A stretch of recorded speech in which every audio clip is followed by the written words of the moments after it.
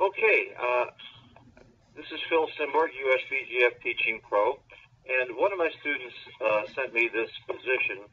It was a match, but the match score is not important because this would apply to unlimited games, money games, and various match scores. And assuming a normal situation, the question here was Reds on roll, and what's the cue back to? And rather than give my student my explanation, because I thought this was a little bit complex, I'd like to turn to one of the top experts in the game, Bob Koca, who has been a giant in the past and is certainly clearly ranked one of the top players in the world at this time. And Bob has offered to generously explain what the cube action is here with red on roll. And I'll tell you one of the reasons before Bob gives his insights into this, that I have problems with this was in evaluating this cube action. Like all cube actions, one of the things you need to understand is how the game is going to play out, how you're going to play the checkers, whether you double or not. And this was a little bit confusing to my student, and it wasn't altogether clear to me either until I did some research on this. So with that, I'm going to shut up and listen to what Bob has to say about this position. Okay, one thing I want to say first is you gave it to me as a match score position first. What I always do when I have a position I don't know from a match is I look at it at the match score also, and I look at it also as a money game, but not using the Jacoby rule because I'm more of a tournament player. And that would be like in the first game of a match, it'd pretty much be like money, but without the Jacoby rule. And what I do is, let's say that in the match I thought it was no double, the next one was a double, for example, and then before I look at it for the money, I take my guess.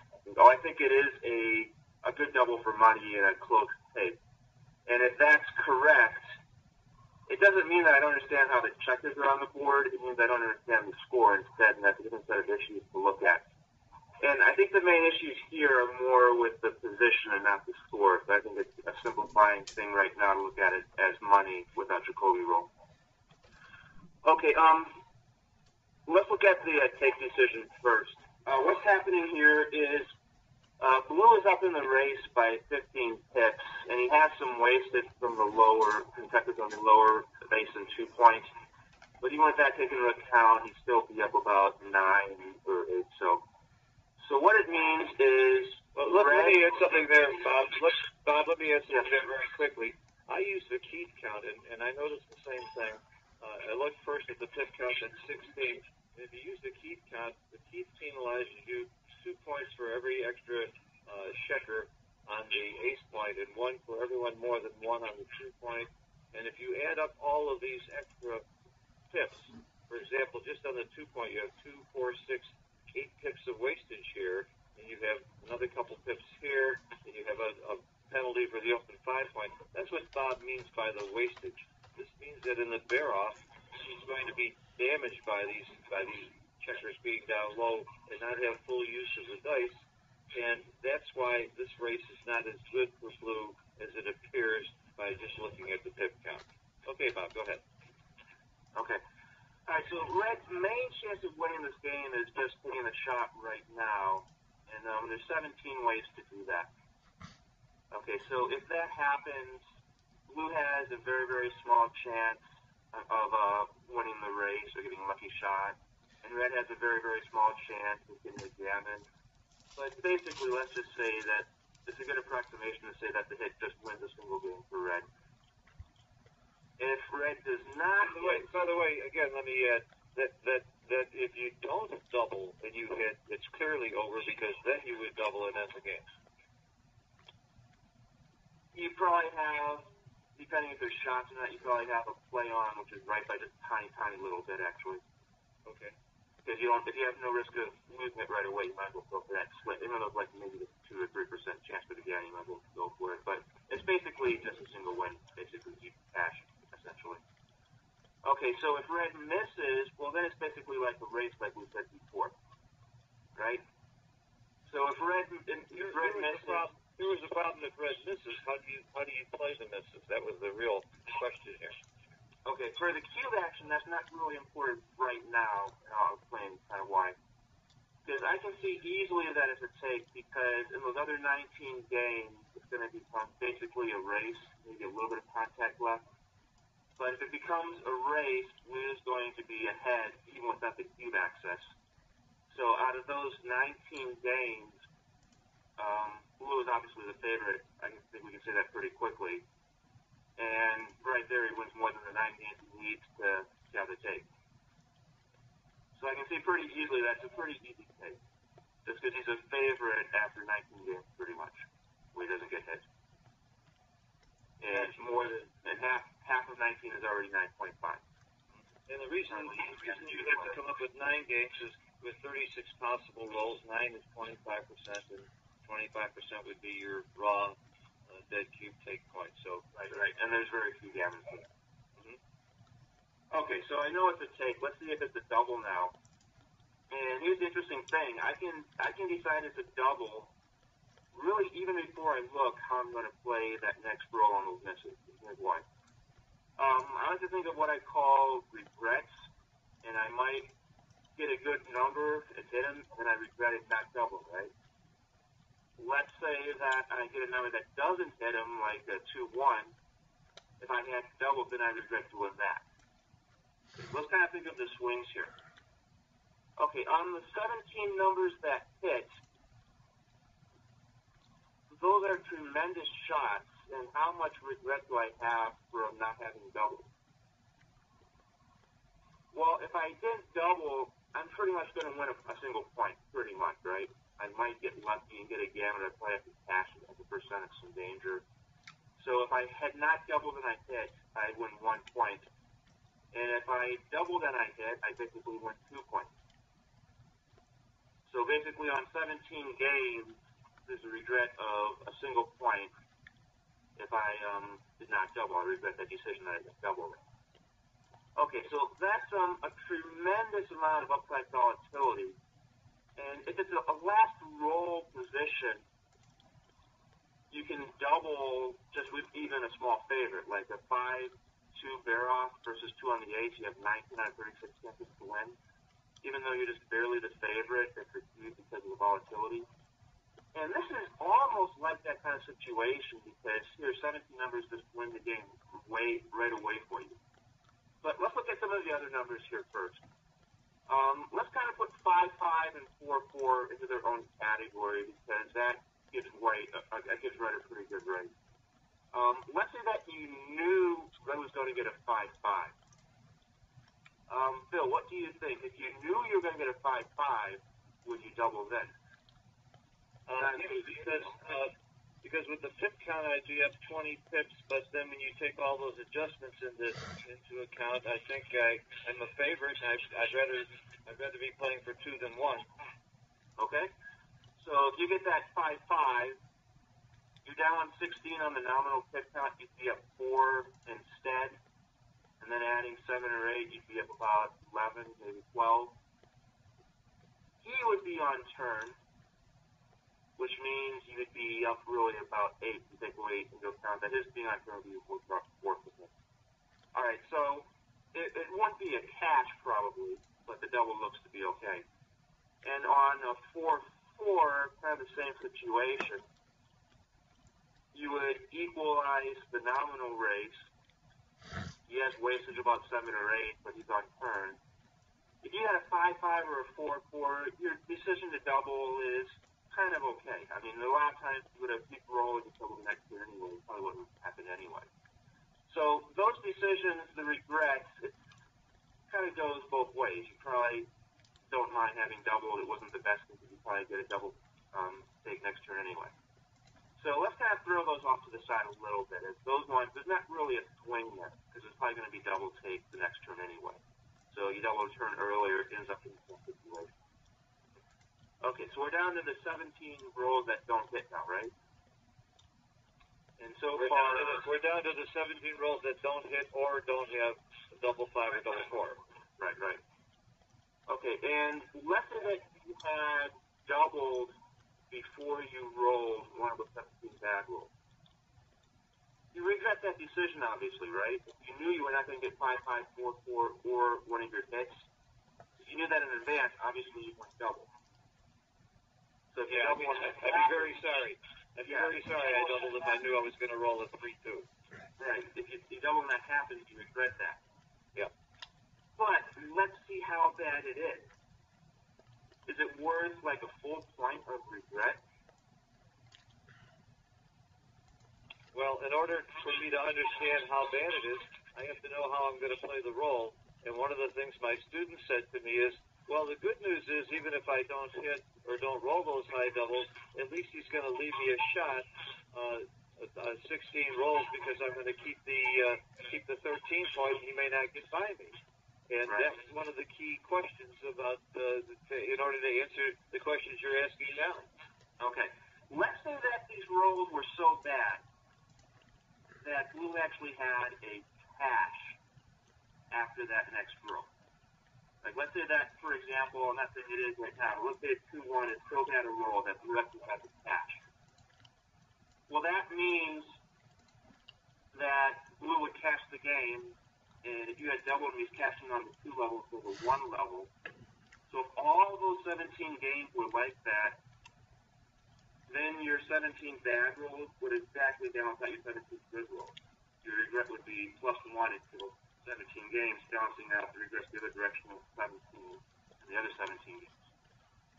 Okay, so it has to be that bad for you after the misses in order to make the doubling basically be a break-even decision. Because the other 2 rolls we said were kind of like equal anyway. And I can see pretty quickly that's not the case. So let's give Black, actually Red, the best miss that doesn't hit, or not 5-5 or 6-6. Which would be like a 5-4. Well, let's find out. I'm curious to know what the best miss is. We can find out very quickly by looking at this. And the best miss is 5-4. You're right. There it is. Well, it has the most tips besides the 5-5 and 4-4 we already counted. I see. So that's your best miss. Right here it is. It's dice distribution. Okay. Okay. All right. So and you would play 13, 8, 8-4. Okay. Well, that was the really big question. You would actually leave him a double shot. Is what you're saying? You wouldn't break the board. Yes, and here's why. Okay. Let's look at 13, 8, 8, 4. No, 13, 8, and then 8-4. Oh, 13, 8, and then 8-4. Okay. That's how I would play. Okay. But what's happening here is, let's say that this was just a race without this contact. Well, that would be an easy take for Red, but not even a double because of the wastage for Blue, right? Yeah. Okay. And let's see about the contact. How much does that swing from? Well, a lot of the numbers Blue would not want to hit here anyway, or it's not that powerful. Like a 5-1 for Blue, if Blue hits to kind of lock up the race, well, there's a lot of hits back for Red, and there's 3 blocks. Blue's a lot of gammons for Blue. Okay? So hits like 5-1 and 4-2 aren't really that strong here. Hits like 6-6 leave a shot anyway. 6-1, same thing, leaves those shots. Wait a minute, but maybe I'm wrong here, but if I was Blue and rolled a 5-1, I think I would hit. I don't like it, but I think I have to hit. Let's see. Well, you're right. Let's see. We can change who's on roll. We can change it to a 5-1 in checker play, because otherwise I think you're giving up the race too much if you don't hit. Let's see. Yeah, you hit by a lot. But like you said, it's not fun. Okay, look at the next play, though. Also, look at 18, 13, 6, 5. Can you do that also on plus? I'll do them all on plus. Okay. Okay. My point is, though, that the hits don't win the game like they would normally do. Yeah, it's not fun. As a matter of fact, you could get gammoned a lot after you hit. Oh, wait a minute. We don't have the cube turn. Blue should be holding the cube here. Okay, this play, right? Yeah. So let's do it now. You're still hitting big time. But oh, yeah, no, you're hitting. There's a big risk, though. If you get hit back here, you get gammoned a lot, but you have to hit just because of the winds. The winds are huge. Right. Okay, and second kind of point, so the power of the hits are greatly minimized, is my point. And let's say that blue gets a 6 here.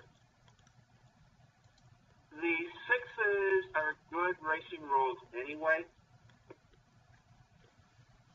So getting hit for red is not as bad as it would have been there because it was a good racing roll anyway. I don't think we hit with a 6-1, do we? As I recall, you wouldn't even hit. We can look real quick. Yeah. You wouldn't hit because the hit's too risky for the gammon. Too. 6-2 you would hit, but you'd have 5 shots off the bar. 6-3 and 6-4 and 6-5 you hit. 6-6 you have to hit, but it gives a shot. All right. Mm-hmm. Meanwhile, if blue rolls low, red gets another shot at blue, basically lock up the game. Okay. So this position from here is far from. It's not even a cube for blue. Yeah, but what you've also done here for me is you've proven why on the previous roll when red rolled a 5-4, he didn't hold this point and break his inner board. He kept his inner board. This is better for the race, and he isn't that horribly at a big risk by leaving this blot here. Yeah. There's 2 reasons why it's going on together here. Why that red had to do that play. Okay, now getting back to cube action though. If you can see this kind of quickly that this isn't even a cube for blue, already I know it had to be a double of the original position for red. Because I was saying that if those 17 rolls were passions for blue, that would be a break even because of 17 times that we missed without getting the big doubles would exactly balance out our 17 hits. Because basically all the games would be going from one. It would almost be like the last roll situation where you're exactly 50%. You could double that if you want. It would be an optimal double. Well, Bob, you have made a very, very clear case for the double and the take, and it's very, very clear in my mind now. And I think I could teach this to students very easily now with your help. One of the other big problems we had, though, in understanding this, is not only seeing whether or not blue could re-cube, but we had to understand how you play that 5-4. But I also need to understand and be able to explain how you would play a 2-1 and a 3-1 and a 3-2 and the other rolls. Because, again, with a 3-2, for example, almost everybody, I think, would play 6-1. And how we... Let's see. Well, first of all, let's not just play games with people. Let's show them the right play with a 3-2. You don't play 6-1. You're better off leaving the shots.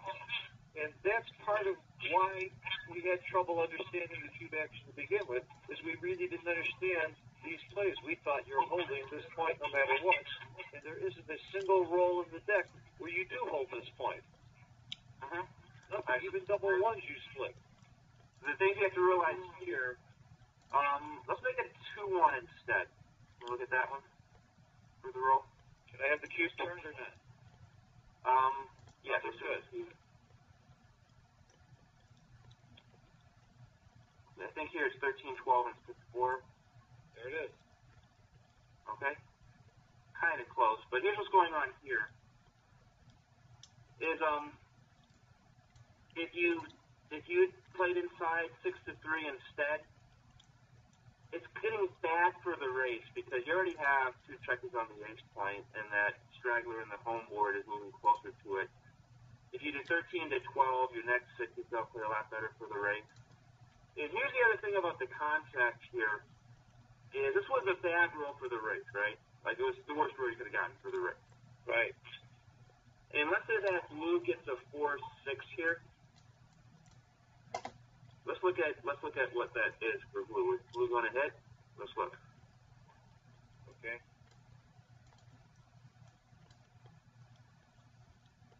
That's after a 2-1. 1-2, yeah. Blue blue going to hit? Give him 5 shots from the bar. I think he hits. No, he doesn't hit. You're right. Okay, because what's happening here is blue is so far up in the race now that he doesn't really need to hit to win. And the other thing is the shots that red left here are going to be the numbers that are good for blue's race. Like if you got a 5-4, I think the same thing will happen if it hit. Right, so on contact, the player is down in the race. Even if it looks like that player will get hurt more, the contact might be in his favor because if blue hits and gets away with it, blue was probably going to win the race anyway. Whereas the hits that red gets are game winners for red. And also potential gammon winners for red, too. Yeah, that's part of why he kind of hinders the hit. Okay, so the things going on here is, just like the other one, the hits aren't as dangerous as they seem because there's a lot of counter shots that are gammonish also. Okay, secondly, the shots that you give are blue's best racing numbers anyway, and he might just want to race. So that kind of limits how effective they are. Like even like a 6-2, well, if blue is going to get a decent number in the race, like, I mean, the racing chances are for one blue gets low numbers, like 1-2 or 1-3. Okay, so the downside is very limited. And the upside here is, one, it's better for the race, and two, blue might roll small numbers here. Like, let's say blue gets a 3-1, 2-1, or double 1. You just turned your single shot into a double shot. Let's say blue gets a 4-1. What's his play? You're putting me on the spot. Let me guess. So the Okay. 4-1, he's still up quite a bit in the race. Does he leave the 20 shots or by going up to the 14, or does he hit and leave 12 shots plus the combinations? I think he has to hit. It's a lot less shots. Okay, let's take a look. But they're gammon shots. Yeah, but he does have to hit. Yeah. Okay, I passed one test here today. Okay, look, it's almost an even game after that. I mean, yeah, he's actually losing after that, right? Yes. But I think your big point that really, really hit home was the cube action.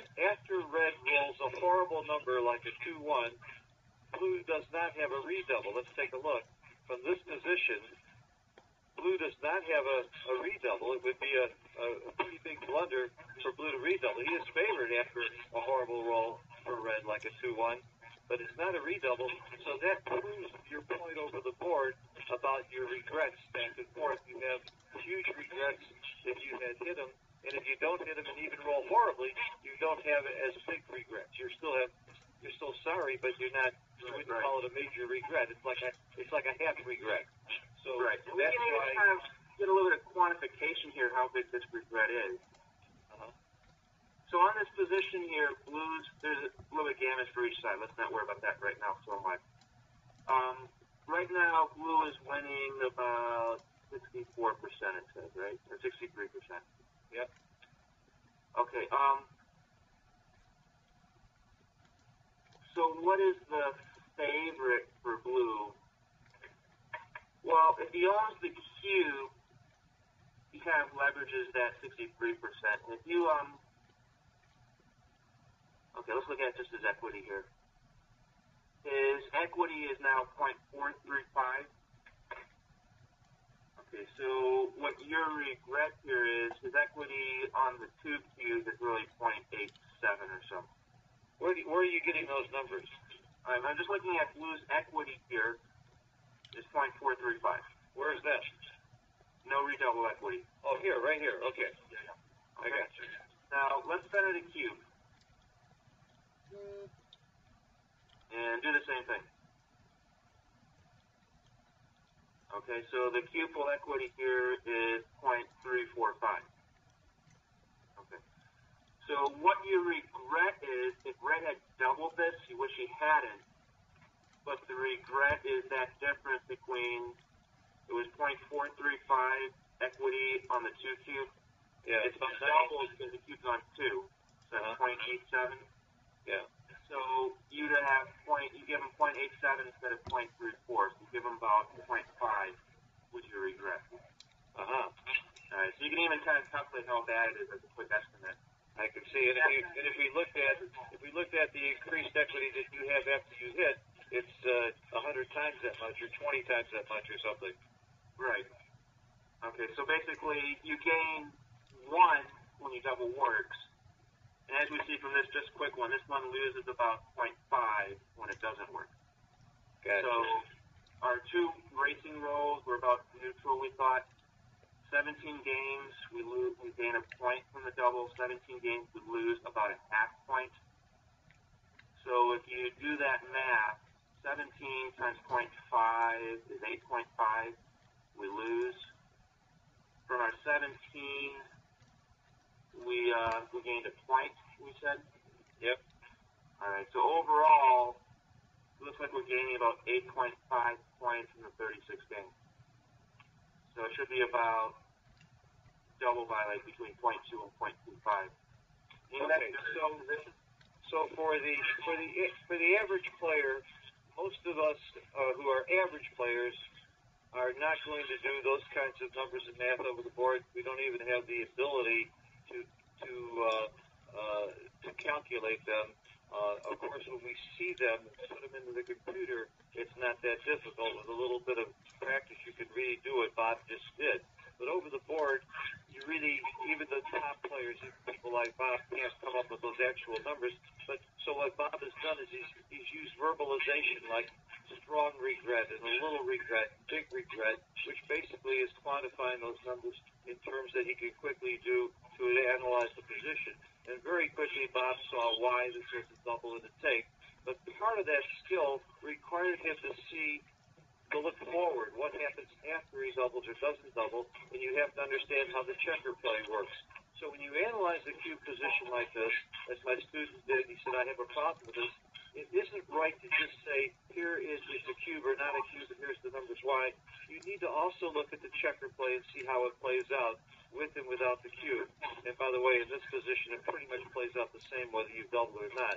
And when you see that it plays out and that blue does not have a recube, and you still have reasonable equity if you don't hit, providing you play it right, it's clearly a double. So I think that really helps Bob, anybody using quantification and visualizing what happens going forward on cubes like this. At first blush, it's easy to see why many people would have thought that wasn't a cube. You hit 17 times, you missed 19 times, he's up in the race, it looks like you're not a favorite, and that you shouldn't double. And it's a clear, huge double when you look at it Bob's way. Bob, I want to thank you for your help. I'm going to be calling on you in the future. Any last comments to add about this before we close off? Basically recognize it's a virtual last roll position in some respects.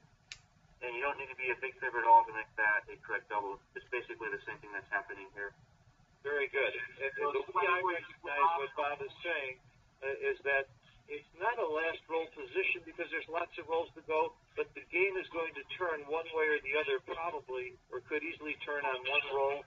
That's the same as if it's a last roll because this game could easily end on this roll, so you can think of it as a last roll position. And that you better be more alert to taking action because it's so volatile. Yeah. And just from the checker play, when you're down in the race playing a holding game and your opponent's board is not good, those little split plays of your anchor, they're more common than you might think. Very good. This is not good. You have to get more shots possibly. Bob Koca, thank you very much. You've shown again why you're one of the top players in the world, and I will be calling on you in the future. Thank you very much. You're welcome. Let me